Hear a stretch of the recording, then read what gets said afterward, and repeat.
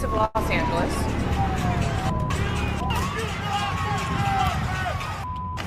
It was a peaceful rally. What is going on right now is also peaceful. Here we are expecting rallies later on. When they show up, we gotta show up even stronger. In Los Angeles, there is a new crowd of protesters that has been building. CNN had it that these were rallies.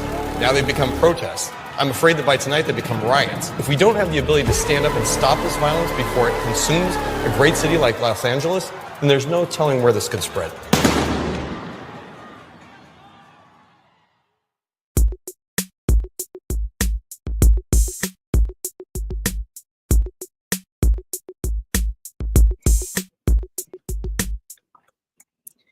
Episode 126 of RickCast on this beautiful summer evening.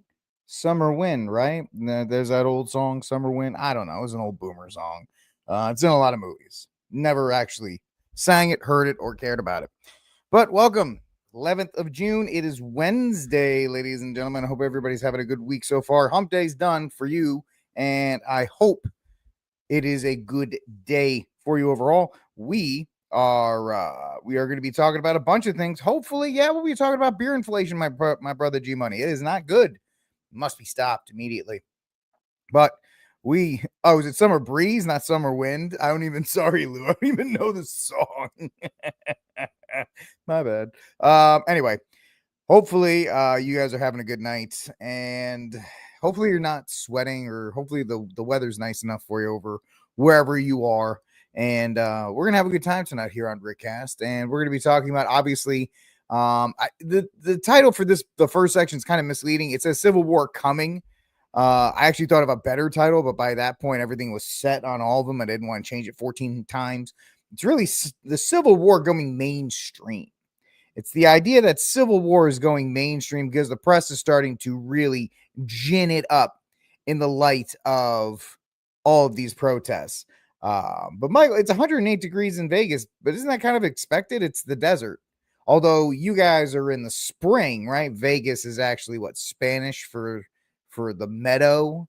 And then there's a natural spring. That's the only reason why I watched this documentary on why Las Vegas is where it is last night. And essentially it exists because of the railroad. The railroad was constructed between Salt Lake and Los Angeles. And because Las Vegas had this spring, it was a natural water source. The railroad moved in, bought the town pretty much, and that's why. So it is what it is. But yes, it is the desert. It is the desert. But are you going to say, is it, Mike, are you going to give us the old, it's dry heat? It's all right. It's that dry heat, which my wife has hit me with a couple of times when we first went over to El Paso, which I've heard means the mountain pass. But my wife will always say, hey, it's hot, but it's that dry heat, which there is something to. No, it's awful and wet and I hate it. Oh, well, El Paso's got nice dry heat, very desert like. Thing I like about El Paso and that southwest portion is, although it gets warm in the daytime, once the sun goes down, the temp just drops, and it's so comfortable. It's so if you have, if you're out in the middle of the desert, obviously it's not comfortable because you're cold and you got to sleep on the ground and stuff. But if you have a house and you sit on the porch and stuff like that, it's really comfortable at night, and I really enjoy being out there. But apparently Vegas is awful, dry, or wet. Oh, it's awful, dry, or wet. It's just terrible. It's just terrible. Anyway, but it is what it is in that regard. G Money, it's interesting. It rained yesterday. It rained this morning. The only time it rained this morning was when I got up to take my dog out to go to the bathroom. Right. It was like 5 o'clock in the morning. Why do I get up so early? Well, it's ghosts of my previous life. When I used to work for the radio station, I'd have to get up at 4 to help the lead show get all its stuff together, topics, social media, all these other kinds of things. And I've had my dog for over 10 years. And that my dog has lived through me going to get a master's, working for the radio station, and now doing this. And so now she gets up at like 4:30. She's a dog. So 4:30 comes, it's like she's getting out of Auschwitz. And like, give me food. But 4:30 this morning, just torrential rain. And my dog, bravely enough, went out and went to the bathroom, even though I did not go out with it. I stood on the porch while she went out and did her thing. I was like, I salute you, dog, because I am not going out there. But then it was supposed to rain the rest of the day. There was and it hasn't. So it's just rain. It's June. It's not supposed to rain in Texas anymore, right? We get rain April and May, right? April showers, May flowers. We get that kind of stuff, and then it just stops. It's just like they turn the faucet off, but for some reason they left the faucet on here in Texas, so it continues to rain a little bit, which is nuts. Georgia, I can't help you. I can't help you in Georgia. You people choose to live there. It is what it is. I mean, it's just awful, and I feel bad for you because there's a lot of nice parts of Georgia outside of Atlanta, but I get the humidity. Northern Idaho. Draining heat like the jungle, tastes great but kicks hard. This heat feels so good, and then the time you're done running around, you're wide. I like it. I like the weather reports coming in. What is it right now for me? I haven't really been outside all day. I've been doing stuff inside. It's like 83, and there's a flood watch, and there's a thunderstorm possible after 11 because of course there is. I'm like, come on, man, can you just stop? I just had my lawn, my yard cleared of the massive trees that had, fell all over the place. I don't need it anymore. So that's just me complaining about the weather, which honestly is, I could sit here and talk about the weather for an hour and it would be a lot more enjoyable than the topics we have presented. Although we are going to talk about them. There are stuff, there's a couple topics that I'm actually very, excited about. Memphis wasn't bad. The summer, the weather wasn't bad in Memphis. My wife just hated Memphis with a passion. Lou, I hate to say it that way, but that was probably one of the worst summers we've had because she worked for Nike and she worked in the distribution center in Nike. And the stories I could tell you, Lou, I'll tell you off air if we ever meet, of the stuff that she put up with. I felt so bad for her, the stuff that she dealt with, but that was one of the toughest summers we had because we were still living in Fort Worth. So I would drive back and forth to make sure the house was all right. But the weather wasn't bad. Barbecue also very overrated in Memphis. I'm sorry. I'm just dogging on national thing. I dogged on the Alabama yesterday. I guess today I'll just dog on Memphis barbecue because it's not very good. Very, very overrated. There was one really good Italian restaurant outside of Memphis in like the rich area. But outside of that, the rest of the food was garbage. That and I was fighting brown recluses in the apartment that we rented that the company Nike like leased out for us for 3 months. So yeah, still Dallas, Texas makes ovens on full blast in Vegas cough ice cubes. Yeah. Oh, I get it. Oh, I get it. I get it. Dallas is awful. We're going to get into a stretch here within probably 10 days where it's going to be 100 degrees every single day. Every single day. It's going to be merciless. So I'm not making fun of any of your temperatures. It's going to be dog awful here pretty soon. But it's going to be pretty nasty. Memphis Airport is essentially a bus stop. Yeah. I really can't say much about that. San Diego barbecue, I miss that. Texas Roadhouse is where it's at up here. Ironically enough, Texas Roadhouse is where it is down here. Texas Roadhouse is wildly popular in the state of Texas. My niece, my fantastic niece, was in town a couple weeks ago, and she was shocked at the fact that Texas Roadhouse is packed. If you went up to a Texas Roadhouse here in Texas, you would think you were in Rhode Island or Memphis or wherever else because they're always packed. Oh, it doesn't matter. It could be Temple. It could be Fort Worth. Doesn't matter. If it's a Texas Roadhouse, they're packed. You say it's the peanuts. I would say it's the butter. It's the rolls. It's the rolls, man. Everybody loves the butter rolls. They're good, man. I think it's like I think it's the number one cause of obesity in Texas is the butter rolls. They are. There he is. He's here. We can get started. Brian has checked in. Let's get to work. Brian, what's going on, man? We're just talking about the weather and Texas Roadhouse, apparently.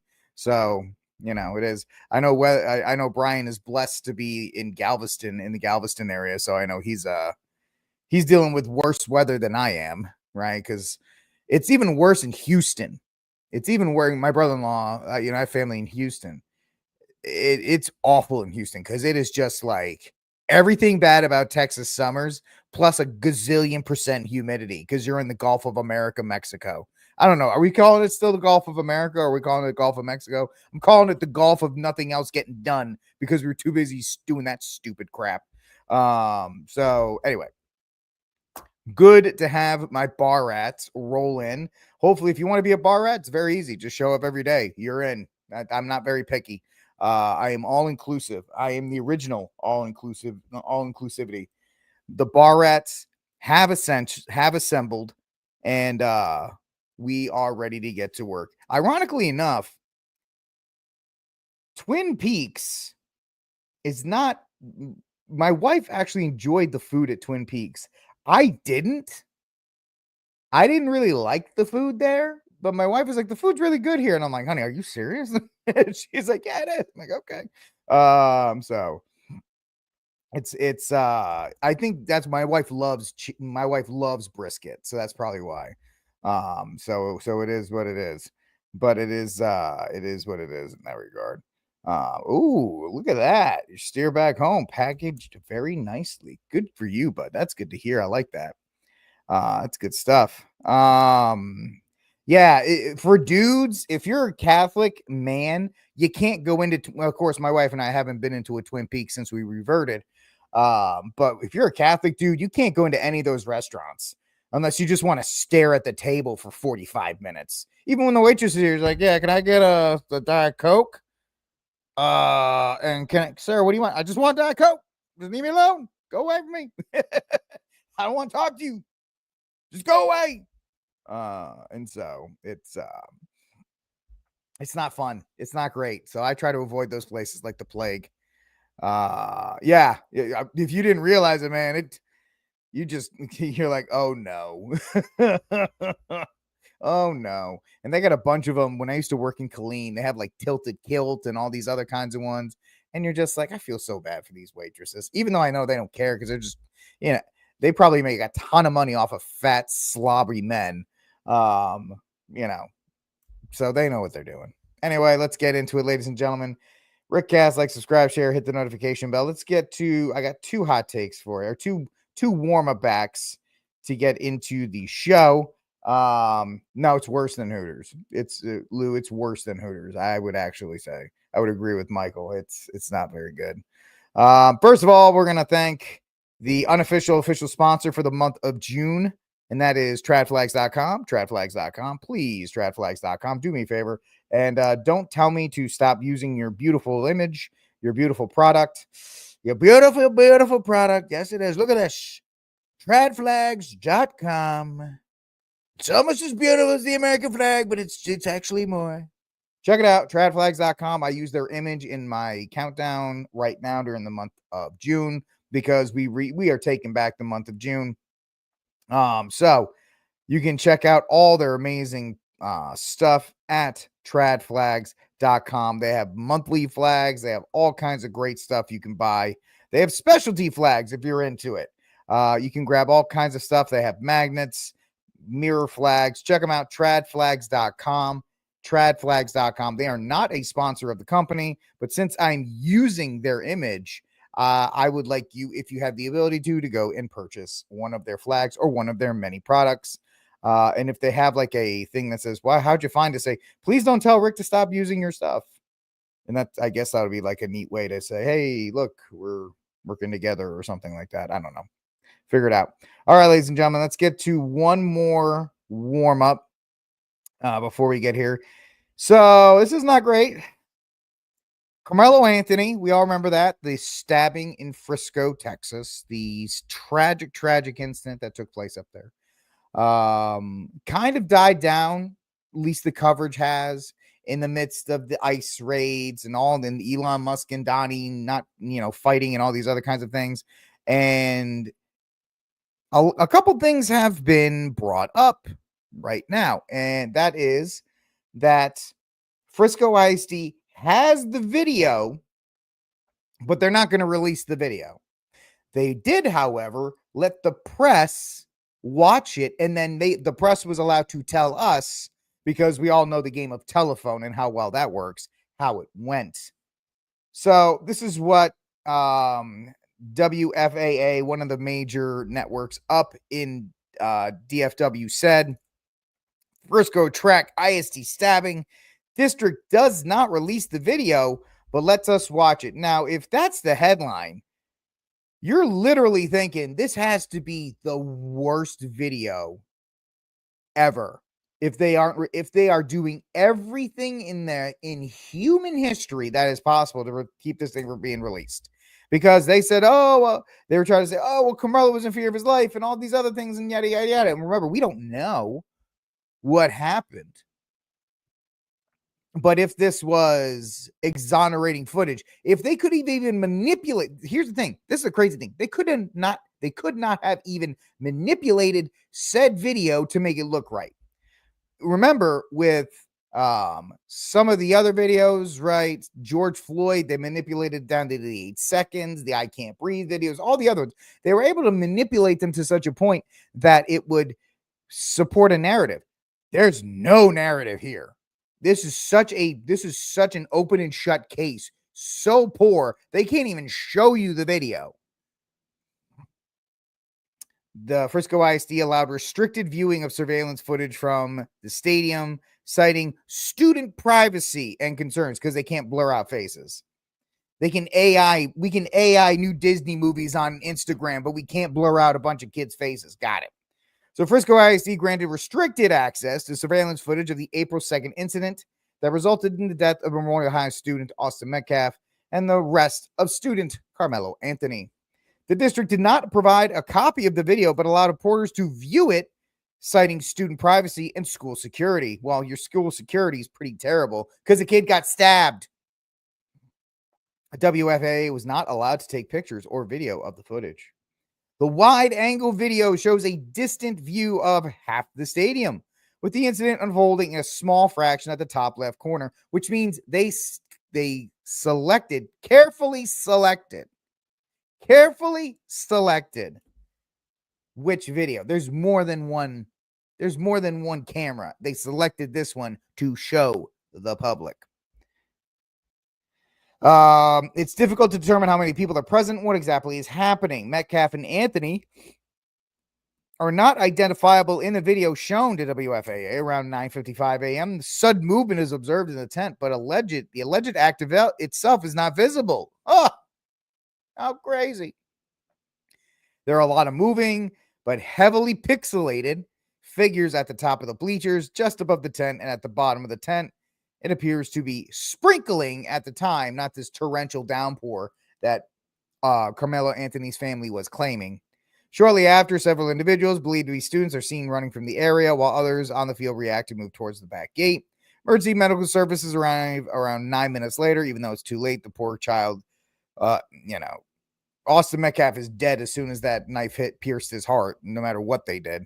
Austin's brother Hunter previously told WFAA that he held his brother until first responders attempted. We all know about all that.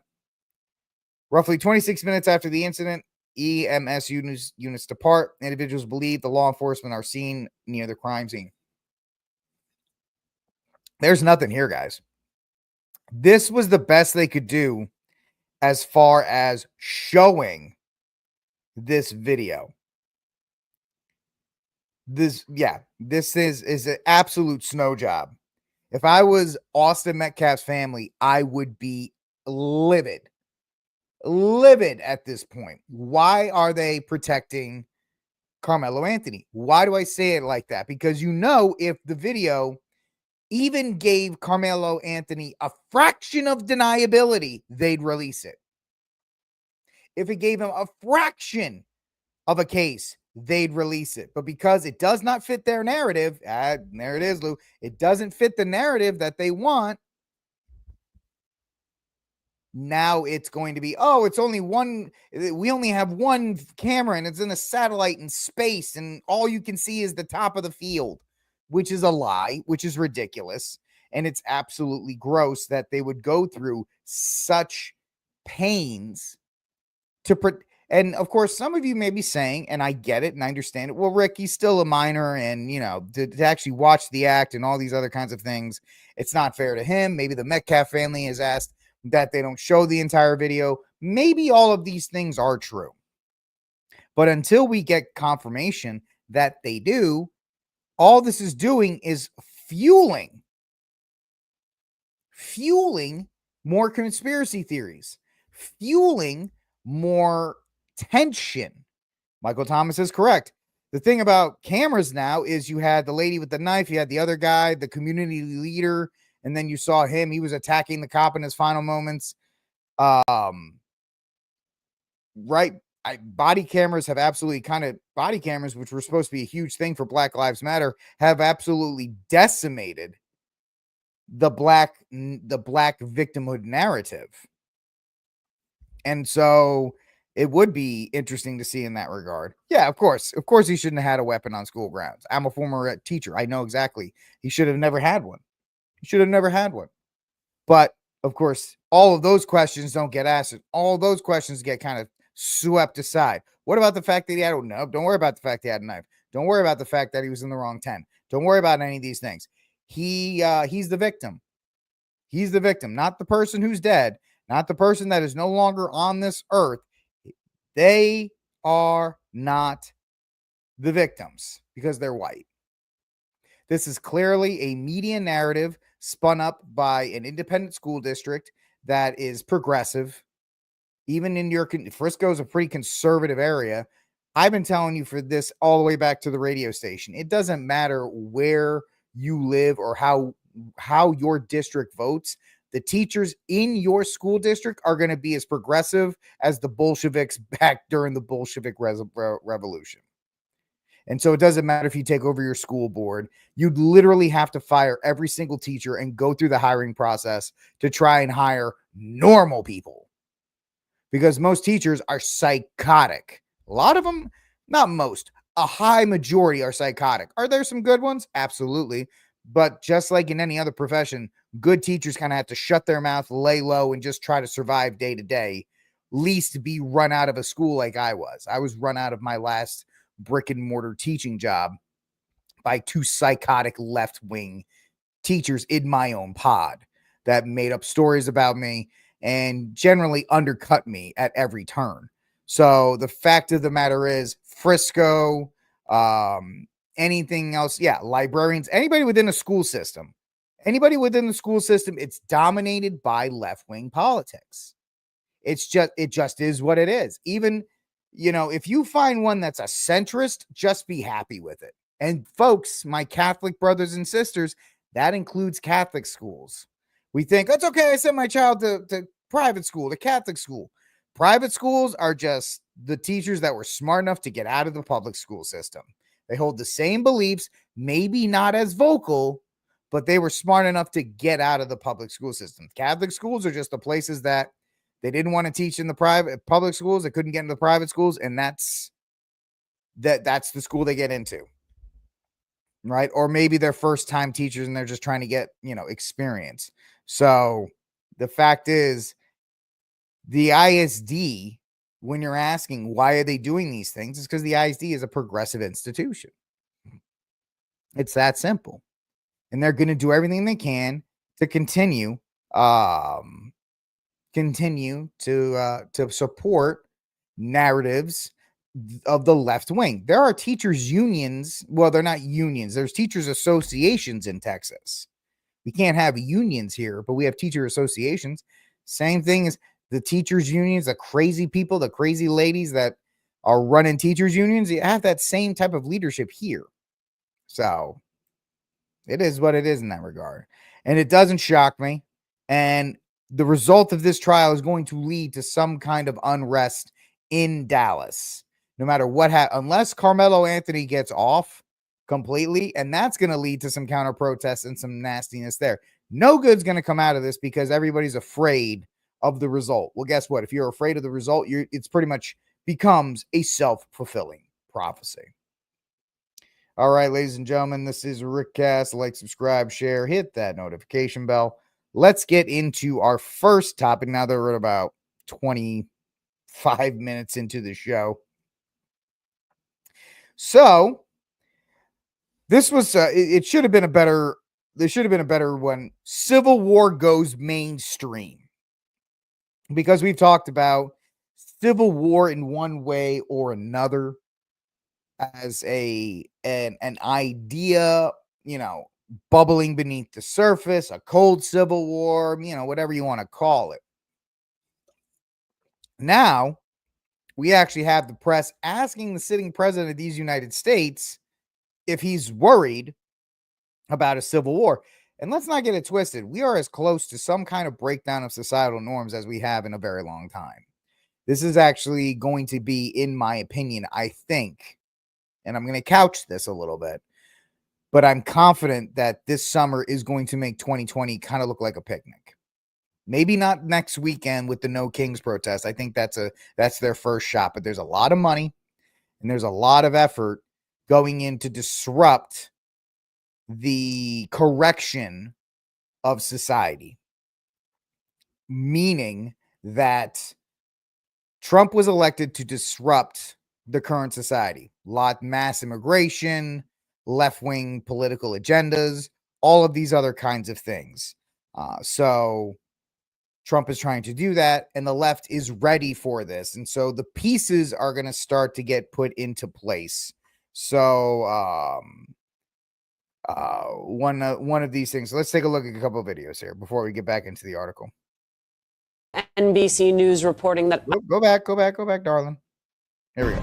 Breaking just moments ago, NBC News reporting that ICE is preparing to deploy tactical units known as Special Response Teams to 5 Democratic-run cities.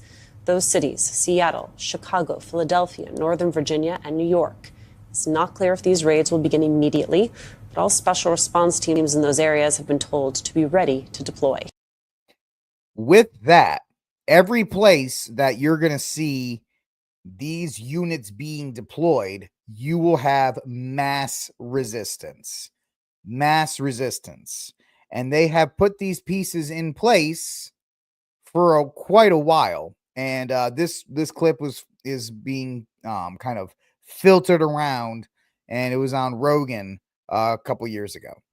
Bolshevik war right now, bro. And right now what's coming up is all the pride stuff is going to be... Okay, so I had this woman come on my podcast. Her name's Mel K. She goes, I've been talking to some people in the intelligence, and they go, this gay pride stuff is going away. And the next thing you're going to see are immigration riots. This is going to be right around the next election. So hand to God, we do this episode. Next day, Starbucks is like, we're banning all the pride stuff. And now you start seeing they're putting little breadcrumbs out, man. Little breadcrumbs. Oh, I saw this one thing in Chicago. Oh, yeah, illegal immigrants are upset about where they're staying. And these illegal immigrants who speak no English are holding up perfectly written English signs saying we're tired of how we're being treated. And now you're starting to see this over and over again. Eric, so everyone's always like, when all these Republican governors are like sending these immigrants all over the country, everyone's like, yeah, you're showing those Democrats. Bro, they're moving assets. I know it sounds crazy, but that is 100% What do you mean they're moving assets? What do you mean? Dude, these guys coming into the country, bro, have you seen them? A lot of them are Chinese, and a lot of them are military-age people. Too. And I'm telling you, they're moving, and this is what's going to be right around 2024 election. Immigration riots, people going nuts, and as listen to this, and you'll start seeing all the little breadcrumbs. I'm telling you, that's what they want you to think. You're buying it. Oh, I thought they're you're the moving puppet. assets, bro. You're the puppet. They're moving assets. What do you mean, like military people? Dude, study the Bolshevik War. It is happening in real time. 100%. But I just wanted to get that out to everybody because I'm trying to warn people. This is what's next.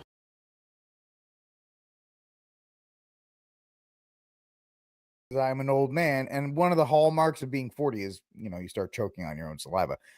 Folks, the line that got me the most with this video was the Republican governors assisting this by moving.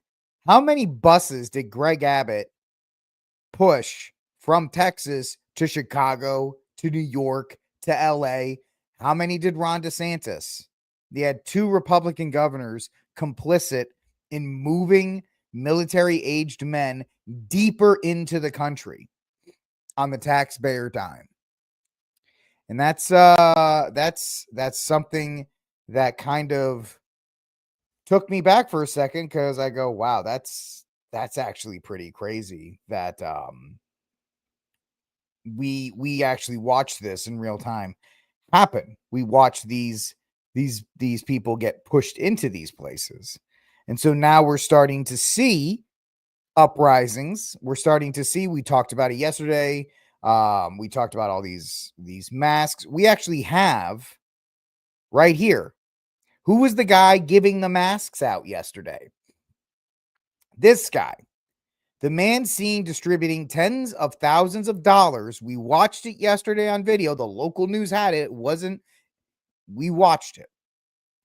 Worth of face shields in Los Angeles to rioters has been identified as Alejandro Aurelia, a known member of the Brown Berets, a radical Latino paramilitary group that are currently embedded in cities across these United States. My fellow Catholics, do you remember when the FBI was infiltrating the Latin mass societies because we were defined as terrorists?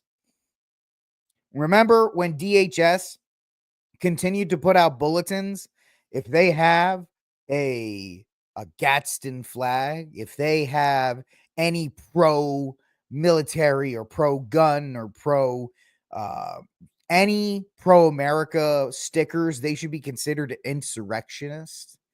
Then they sat back and watched this dude and others like them embed themselves in these United States. They have their own symbol, name, and organization. And I'll tell you, I'm pretty sure the U.S. government, they're complicit because they didn't arrest them. They're complicit because they didn't stop them. Where in the hell, and I'm sorry if I start cussing, I apologize, I don't mean to do it. Where is this gazillion-dollar Homeland Security industrial complex that we have to take off our shoes at the airport for? We got to get digital ID for. We got to go through all this stuff, and yet La Cusa over here and the Brown Berets go unimpeded, gathering gear, supplies, an organization, and everything else to get ready for stuff like this, to get ready to do things like this. But they came after Catholics. They came after us, man. Woo, under the most Catholic president ever, Joey B. They allowed this to take place. And there's one in LA. I guarantee you there's one in San Francisco, one in San Diego. I'm saying one is the minimum.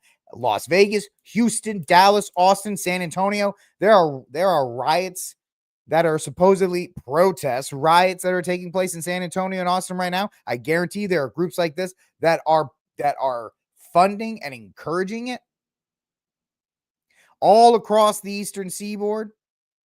And our government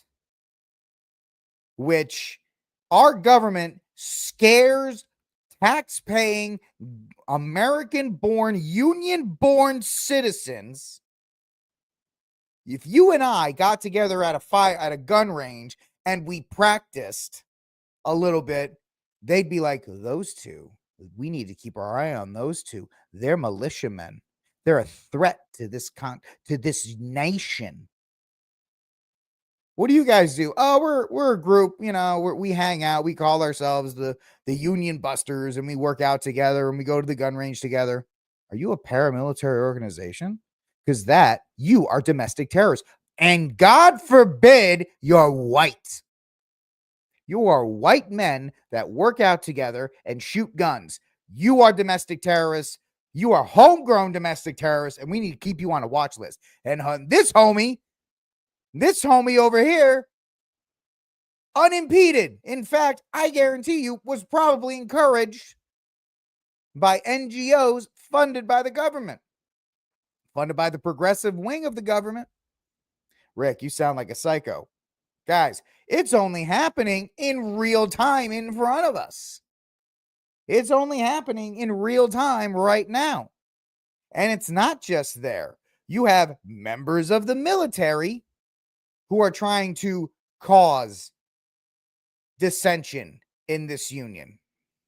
It's because the military, we are not pawns for Donald Trump's agenda. Why now? It's because the military was called upon innocent protesters. We, in our oath to serve, we serve the people of the United States. The Constitution, these constitutional rights are being stripped and just denied, and the military will not be pawns to that. So I'm calling upon the conscience of military members who served previously and now. We have a conscience, we have mind, and we have a duty and moral obligation to say no and resist evil.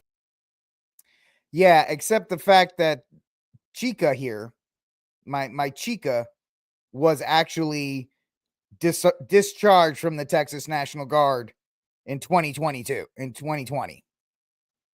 But does it matter? No. The left won't tell you that. She's serving her purpose. She served long enough to get a uniform, served long enough so that way she can march out here in the middle of these protests and tell you, oh, the military doesn't stand with this. This is not great. We don't believe this, man.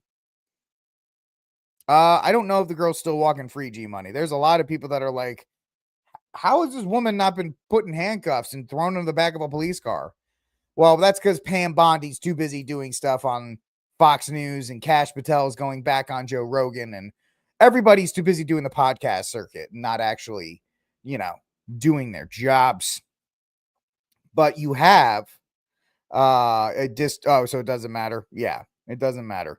Yeah, no, she's already been out, but there's a law against impersonating a soldier. If she's been discharged, she's impersonating, at least not, you could get away with that. But members of the military, just hear me out on this one. She may be discharged, but I guarantee you there's a lot more that are still currently serving that agree with her. That have been promoted or pushed up for way too long in order to get themselves embedded in these areas. So Monday, President Trump was asked about Democratic California Governor Gavin Newsom's remark that his Republican administration wants a civil war in the streets, and that's the narrative that the left is now mainstreaming. You watch any of these shows, now they're equating ICE raids to slaveholders going after, recovering their slaves. They're invoking civil war imagery, right down to, the law enforcement are the slave owners, and these innocent migrants are slaves, and we should be doing everything we can. Now, there was a priest, I think it was Father Longnecker, and I'm not trying to drag them, but they're like, well, if they're hardworking and they're all these other things, why can't we just fast track them? And I'm paraphrasing him, and I'm not trying to drag him on this. The problem, and I understand what Father Longnecker is talking about. Raymond, you are 100% correct. And there's more. There's some female Marines who's running for office somewhere. She's like, as a Marine, I'm like, shut up. You should have never been let in the Marines in the first place. Women should have never been let into the Marines in the first place, because all they do is they take their position and then they start doing this empathy nonsense, blah, blah, blah, nonsense, blah, blah, blah. But Father Longnecker, he's like, well, why can't we just help the good ones that are hardworking and all these other things? And I understand what he's saying, but where does it stop? My question to Father Longnecker, if he was ever to hear this, respectfully, because I don't ever want to, even if I don't like the priest, he's still a reverend priest, reverend father, is where does it stop? You help one? Do you help 10? Do you help 100? Do you help 1,000? Do you help 10,000? Where does the charity end and the enforcement of law begin? Because we have to have some point. And the Catechism of the Catholic Church allows us to enforce borders. So where does this empathetic idea of, well, what if they're hardworking?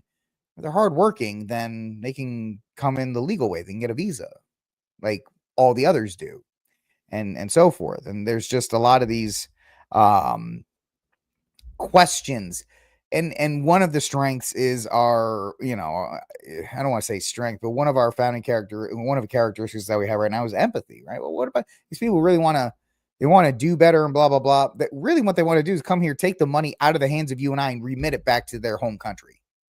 They want to send it back to their home country and take that money and we'll send it back.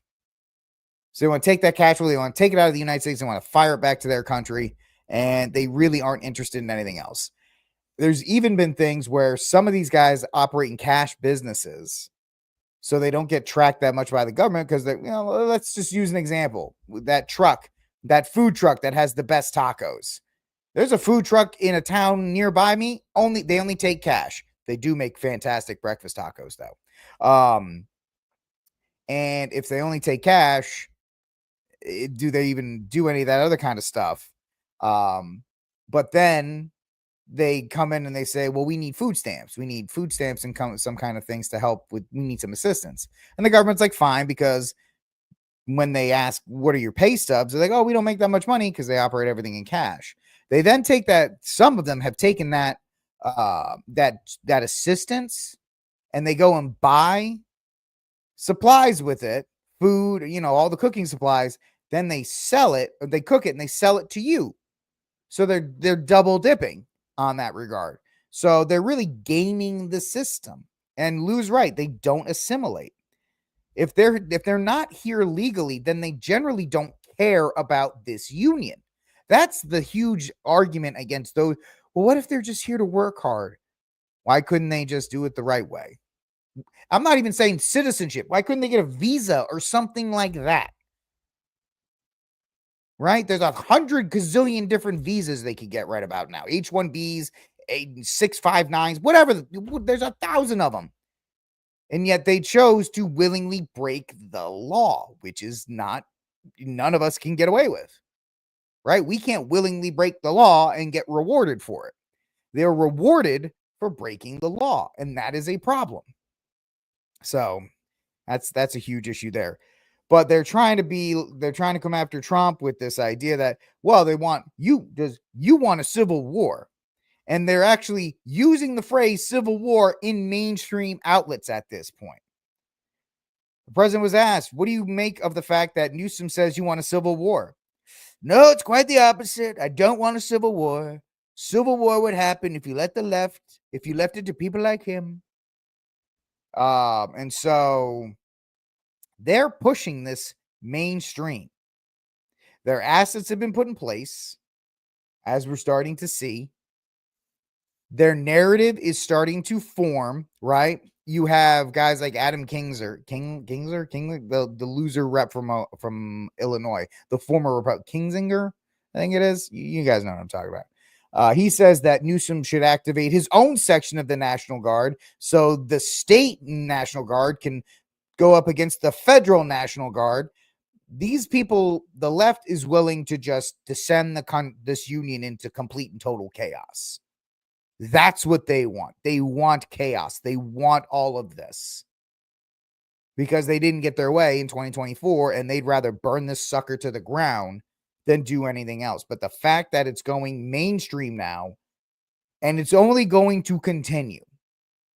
The No Kings protest this weekend will be another way to highlight the fact that, Trump is a dictator and a fascist and all these other blah, blah, blah, all the magic words they use. And then they'll use something else in July. They'll use something else. You'll probably come to its apex in July, the end of July.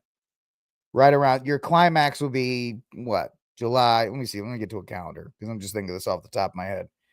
Let's see. I'd say mark between the weeks of July 21st to July 30th. All right, the week of July 21st through the week of July 31st. That's why I think you're going to see some kind of event. They're going to try and do some kind of event to kick off a lot more unrest, because that's peak in the middle of the summer. So that's what I'm really worried about there. I'm concerned. And if you didn't see it yesterday, do not go near any of the No Kings protests this weekend. Stay away from them. I am begging you, please stay away from them. They are a trap. They are 100% a trap, and they are designed to get you in an issue, in some kind of situation where they could put you in jail. They're trying to J6 you all over again. I'm not going anywhere near them, so I'm advising you don't go near them. Crazy thing is, there's one in Belton. I don't live in Belton. I live kind of near Belton.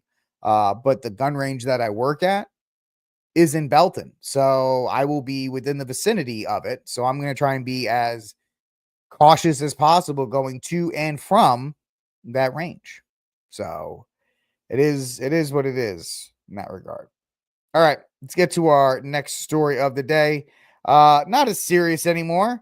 Looks like kayfabe is over, and it is time for Musk and Elon and Trump to come back together and hold hands and talk about all their feelings. I guess it's time, Brian, if you're watching, for the mega powers to come back together.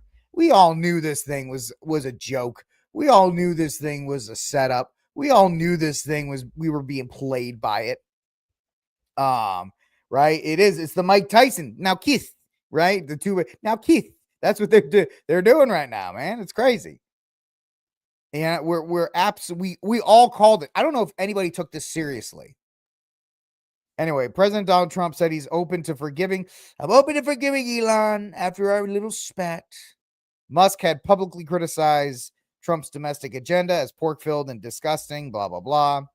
And then Trump threatened to review Musk's contracts. And the big one, which they don't talk about here, is Elon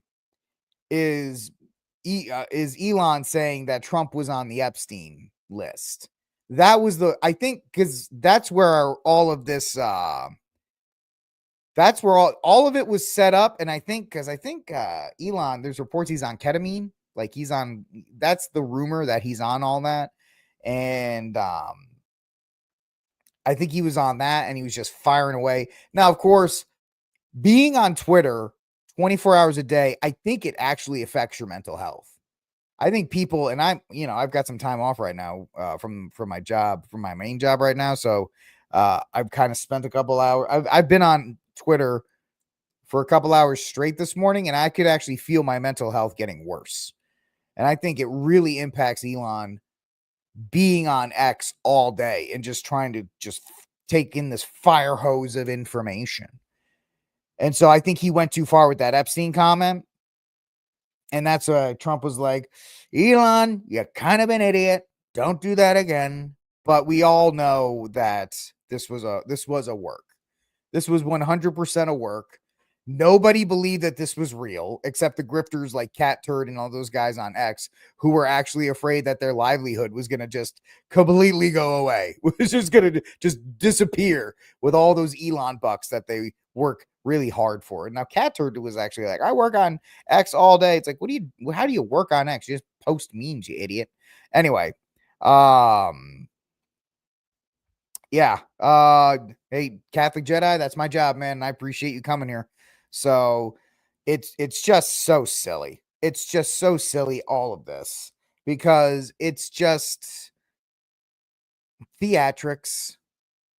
If you don't realize by now, when you're in these kinds of things, hello, Michael. Thank you for hanging out with us. Appreciate it. If you don't realize now that politics is just theatrics while they print us into oblivion, then you're going to get into it. And there are a lot of Catholics that kind of do worship Trump. I'm doing great now that you're hanging out with me. We're glad to have you here. So we're doing well. we talked a lot about the weather earlier, so we're hanging out. How are you, bud? Yeah, Benny Johnson, man. He's him and Nick Soder. Nick Soder was big sad as well. He was worried that his whole livelihood was going to fall apart with this Elon Trump thing. But none of us cared. Nobody here, the bar rats didn't care about this one bit. We all called it from a mile away. This was one big work.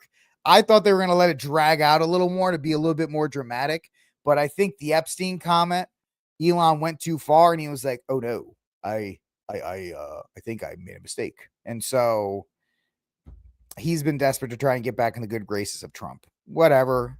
I know you don't care, but it's kind of a slow news day outside the impending civil war. So is this anything to worry about? No, it's just two men acting like women. Sorry. I know it's a mean thing to say, but they really are just, it really is. All right, real quick. If you have the ability to, please help our buddy Dean Oaks out. Link is in the YouTube description and the Rumble description.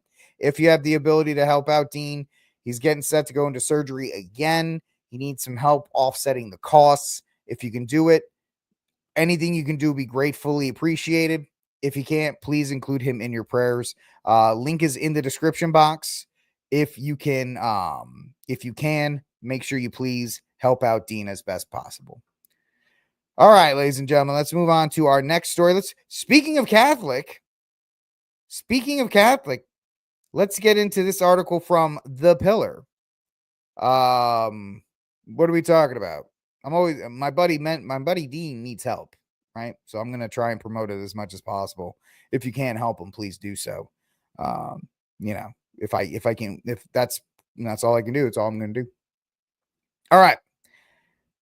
Let's get into it. Our next story, this one you're going to hear, this is the Catholic story right here that Trad Inc. is going to try and convince you. And I'm sure for all you guys that hang out with me on a normal basis, I'm sure Liz Yore tomorrow is going to freak out about this. I'm sure she's going to have a 45-minute screed about how bad this is. But luckily, I've done a little bit of research on this, and I can tell you it's actually not as bad as you think. Of course, now I have to step in, put my cape on, and be Rick Barrett, the Pope splainer. And I don't mind because I love Pope Leo the 14th. I don't know what it is. I just love the guy. I said it the other day, is this how, people in the 80s felt about Pope John Paul II? Because every time I see him, I just get so much joy when I see Pope Leo the 14th. So until he makes a catastrophic mistake, I'm gonna simp for the guy, and I'm gonna defend him as best I can. So here we go. You're gonna see headlines: Pope Leo works with China to put in new bishop. And on the surface, there's actually there's a nugget of truth in that. There's an absolute nugget of truth in that statement. But Leo names an underground bishop, if you know anything about the situation in China, the fact that a bishop that is working with the underground Catholic Church in China was actually named as an auxiliary, and Beijing agreed with it, is a different setup than has normally played out. So the Holy See announced on Wednesday the appointment of formerly underground Bishop Joseph Yin Yutinan as the auxiliary of the mainland Archdiocese of Fuzhou. I'm going to mess up all these names, by the way, so just get used to it. The appointment, first involving a mainland bishop under Leo, marks a departure from the previous episcopal nominations under the term of the Vatican-China deal. The Pope made an appointment, and the Chinese state subsequently agreed to accept it, instead of the Chinese saying, "You gonna put this man in as Pope?" And then he would say yes.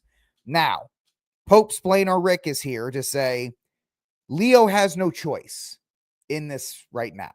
So everybody's going to say, oh, he's working with the Chinese. Francis, in October of 2024, renewed the Vatican-China deal for 3 years. So Pope Leo's hands are tied. Now, some of you are going to say, well, he should just break it. you guys are asking a lot out of a guy who just started. He's now been as our Holy Father for 3 days, over 33 days.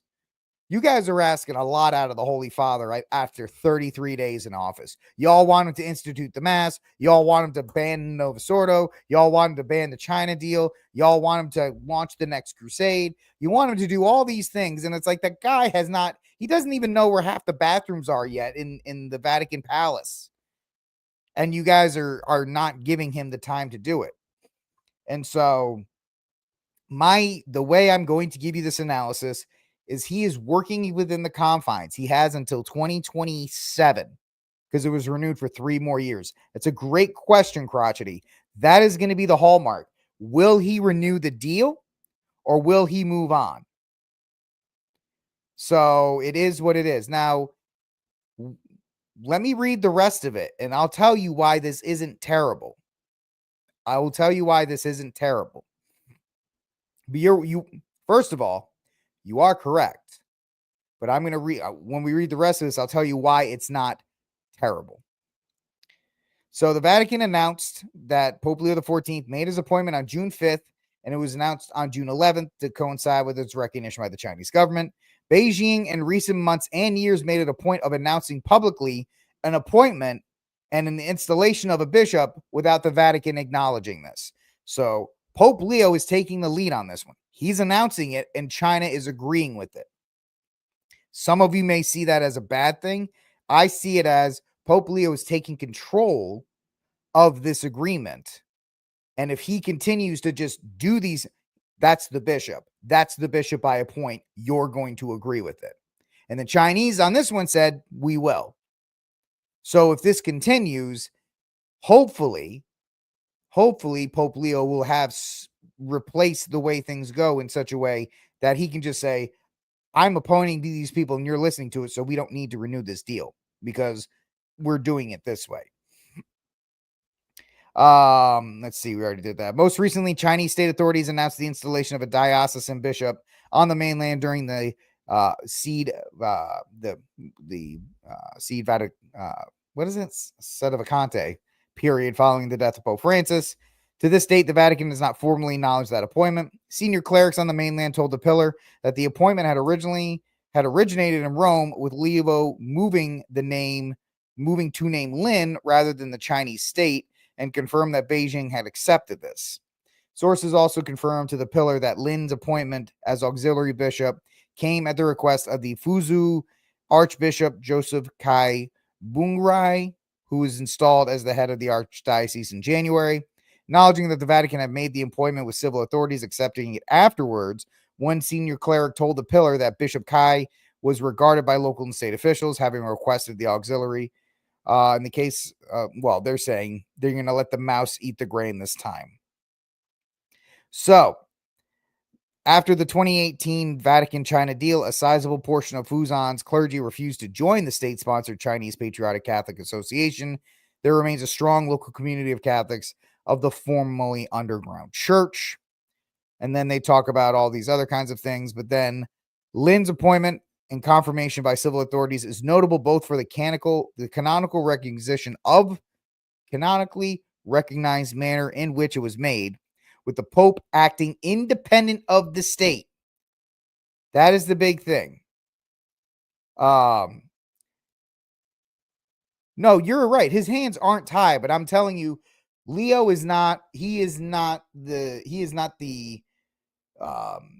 flame-bearing sword of Saint Michael. He's going to do things in his own manner. But if you're looking at it, he's making these appointments and he's forcing the Chinese to accept it. Like, all right, we're under your deal, but this is the bishop you're going to put in there. And the Chinese are accepting it for now. It's going to be a little bit, we'll see how Leo acts when they run into a little bit of resistance or not. With the Pope acting independent for the significance of his involvement in the underground church. So you have the Pope saying, this is your guy, and the guy I'm picking is a member of the church that doesn't recognize your authority. Interesting placement. Beijing's decision to agree to Bishop Lin's appointment as auxiliary marks a change from previous episcopal appointments under the Vatican-China deal, which the state has frequently named and installed bishops without any input from Rome. So, while Rome has in the past moved to accept state-sponsored episcopal appointments after the fact, the matter is complicated in Li's case because there already is a bishop of Xinjiang appointed and recognized by Rome. There's something very interesting to note here. Following the conclave which elected Pope Leo, Cardinal Pietro Parolin, the guy who was supposed to be Pope until Leo usurped him, the Vatican Secretary of State, actually said that Lin's installation had been agreed to by Pope Francis, but nobody in the Vatican is actually going to back up that statement. So, in closing, some of your trad Twitter are going to say Pope Leo bends to the Chinese again. Pope Leo bent to the Chinese and he gave in and he's going to. First of all, despite the fact that you guys in the chat are correct that he does not have to abide by the deal, I think it makes his life easier right now to just work within the terms of the deal until he can get more of solid footing, get more people around him in the Vatican that support him, because he still doesn't have a majority of the people. There's still, 12 years of Pope Francis putting his people in place. It's going to take more than a week to get rid of. So you have that. And you have the fact that Pope Leo said, I'm appointing this guy and you're going to agree to it. And the Chinese, at least this time, and the Chinese are not ones for showing weakness, agreed to it in this regard. So although some people will say that Leo bent the knee to China, I, in my very limited analysis, don't think he did. I don't think it's an earth-shattering move, but it could have been worse. The Chinese could, if the Chinese are going to run roughshod over the Pope, it would be now. And that's what I'm saying. Just understand this. If the Chinese really wanted to establish dominance in this relationship, they would have done it now. They would have gone through and set up their appointments and done it all and dared Leo to go against it. But instead, they're working with him. It's just an interesting point to look at. Maybe it's a big deal. Maybe it's not. I don't know. I don't see this as a terrible thing. I don't like the China-Vatican deal. It's another terrible thing by Pope Francis. I mean, you could look at it that way. You could solving the problem one bishop at a time for now, while he's still relatively young in office. He's still relatively young. This is not a presidency. It's not the first 100 days of the Pope to see what he can and cannot do. Maybe I'll be proven wrong, and I hope to God I'm not, because I really do love Pope Leo. I really do. And maybe my bias, and you can call me out in the chat if you'd like, and you're more than welcome to. I can take, I can take it. Do you think my bias of the fact that I really do like I really do like Pope Leo the 14th, is that clouding my judgment? You can tell me if you think it is or isn't. I would appreciate it either way. All right, ladies and gentlemen, last story of the day. A couple of entertainment stories here. First one is about Harry Potter. I know you guys don't care about Harry Potter. Most of us don't. But Harry Potter is going to be a show. They're going to do they're going to do all the books in 7 years and all this. It's a very ambitious product on Warner Brothers. And their biggest thing is they announced the cast, and the cast seemed pretty decent until they announced the character of Snape. I'm not going to explain all that. But the big thing is Snape is white in the books, but they casted this dude, who is clearly not white, to be Snape.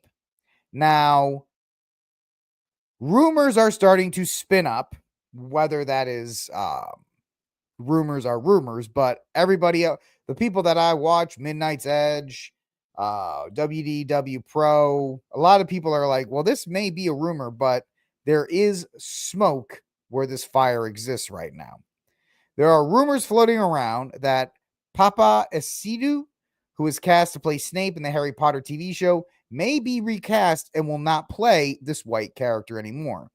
This has not been confirmed, and this is just a rumor as of now.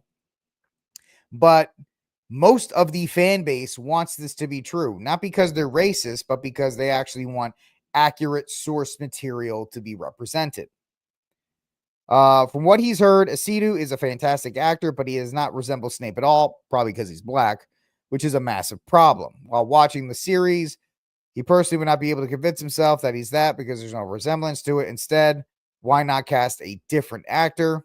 So there's also rumors that he does not vibe with J.K. Rowling. J.K. Rowling is like big against the Troons, and he signed this thing saying we need to support Troons and reaffirm their mental health crisis and all these other kinds of issues.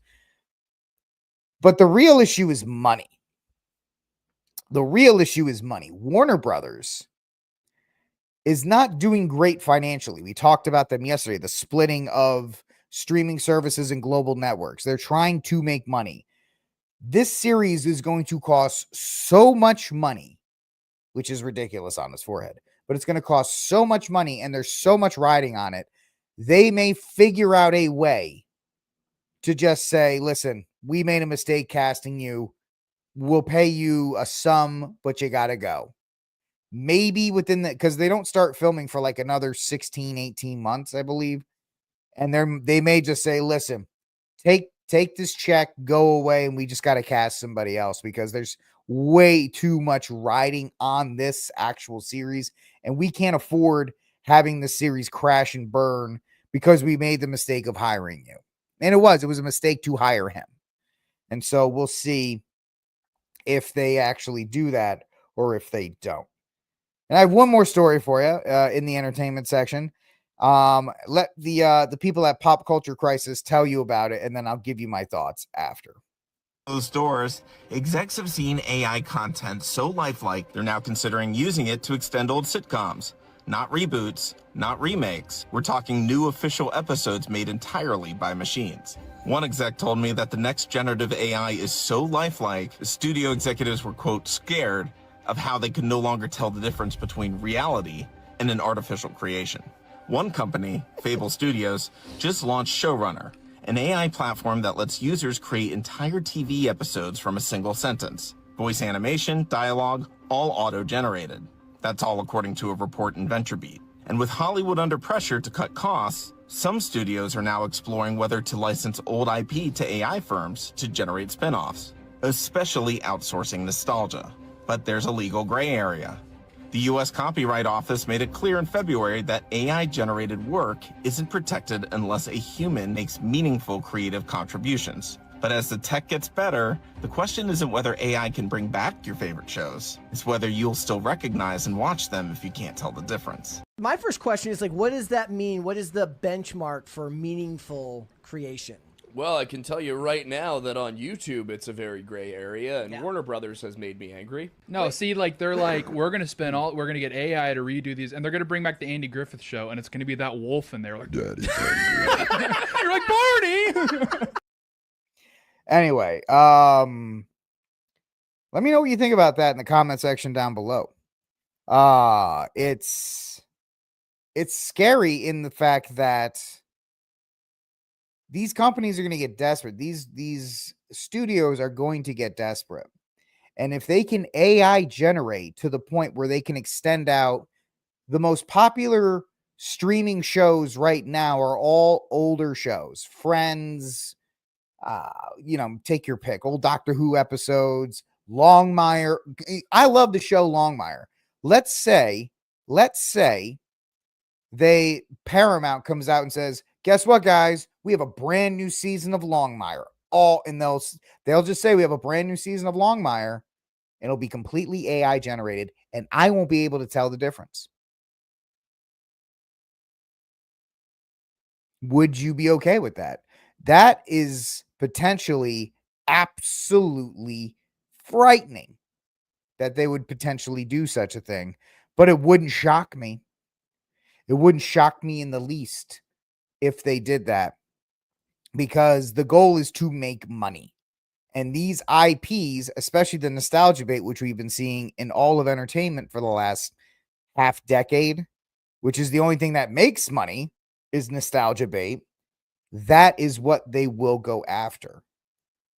And it's quite frightening that, as we've talked about on this show, that the AI, they already have the AI that can do movies and all this other kind of stuff. They have it.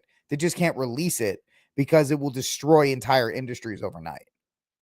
But one way they can start to bring it mainstream is to say, oh, look, well, we have new seasons of Grimm. We have new seasons of Longmire. We have new seasons of Friends, new seasons of Cheers, Frasier. We have all new seasons, and they're not older, and they're not reboots, and they're not continuing.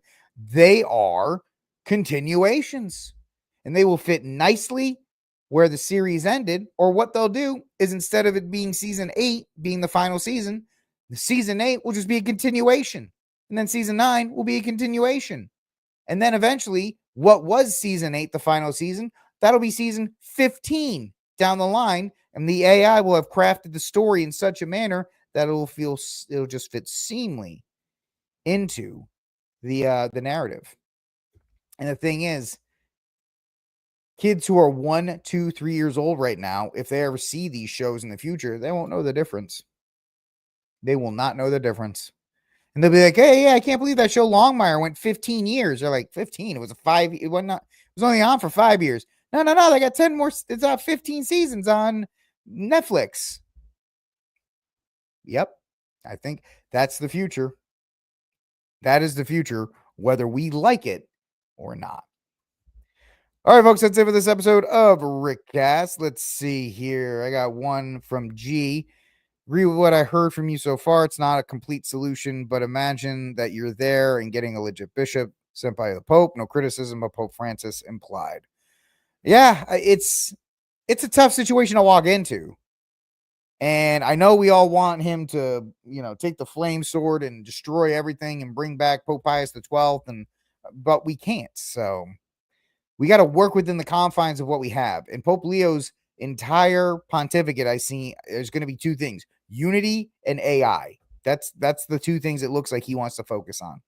So we'll see if it goes from there. Right. Maybe we could get the golden attitude there, right? Maybe G Money, we can finally get the Stone Cold DDP match I always wanted in like Attitude Era Stone Cold and top of his game DDP. Like, I'm talking DDP that made the DDP Goldberg match one of Goldberg's best matches. Goldberg was not very good, but his best match, in my opinion, was the one against DDP. That was such an incredible match because DDP ran that entire thing. We get the classic, like you get the NWO versus Degeneration X, not like the old ones that they had now. Like, we're talking about like prime that stuff. That would be crazy. But yeah, we'll see. All right, folks, thanks for hanging out with me here on RickCast. Do me a favor, like, subscribe, share, hit the notification bell. Thank you guys. You make the show everything it is. Thank you, my bar rats, for helping out in the comment section, keeping the show alive. I appreciate everything you do. I will talk to you all tomorrow on Thursday, which will be my doubleheader day between this and News from the Pew. But I look forward to seeing you tomorrow. God bless. And until that day comes, free Dexter Taylor.